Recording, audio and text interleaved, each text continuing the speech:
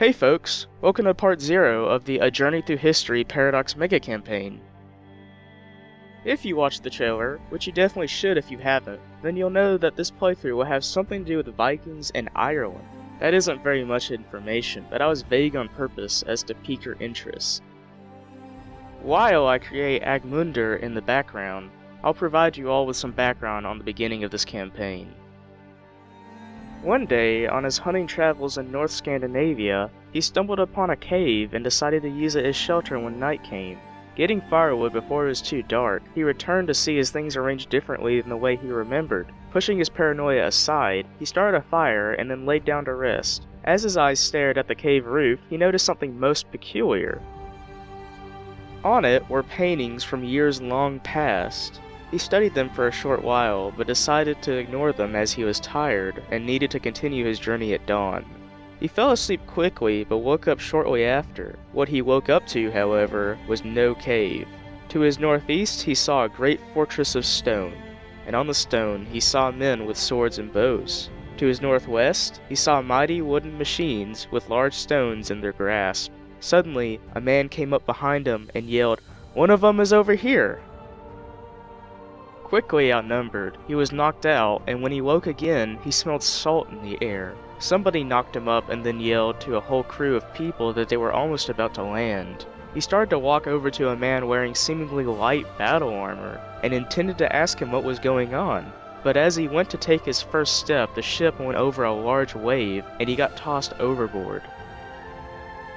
While under the water, he saw a very faint light and had the sudden urge to swim towards it. But as he swam, the light seemed to get further and further away. He eventually fell unconscious once again. Waking up once more, he hesitated to open his eyes. When he finally opened them, his eyes immediately looked back at the painting. Now in better light from the outside, he saw a rough picture that had no meaning to him. He then searched his bags and found a note that wasn't his. It read, "Only you can save us. You must go west." Suddenly, a realization occurred to him that the picture was not some crude drawing, but a map, and on the map was an island unfamiliar to him. He had a hunch and decided to make a torch from his dying fire and went deeper into the cave. As he went further and further, more and more was revealed until he found his home.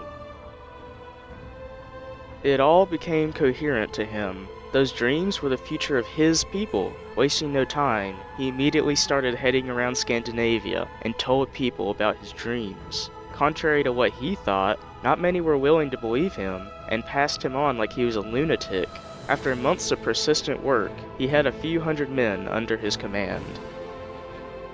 "Fools, I say you are," he yelled as he was leaving on a boat to the west. "One day, you will realize the error in your ways." Then they set sail and unknowingly followed the light until they stumbled upon an untapped jewel.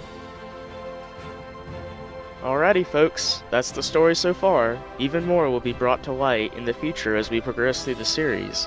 Thanks for watching. If you enjoyed, please like, and if you want to be ready for future videos in the series, please consider hitting subscribe. See you next time.